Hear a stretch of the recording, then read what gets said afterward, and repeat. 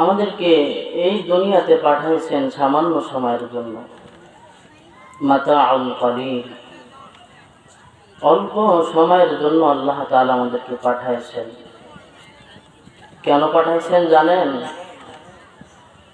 আল্লাহ বলতেছেন, আল্লাযী খালাকাল মাউতা ওয়াল হায়াতা লিয়াবলুয়াকুম আইয়ুকুম আহসানু আমালা। আল্লাহ তাআলা বলতেছেন, আমি আল্লাহ তাআলা তোমাদেরকে সৃষ্টি করলাম, মউতকে সৃষ্টি করলাম, তোমাদের জীবনকে সৃষ্টি করলাম, অনর্থক সৃষ্টি করি না।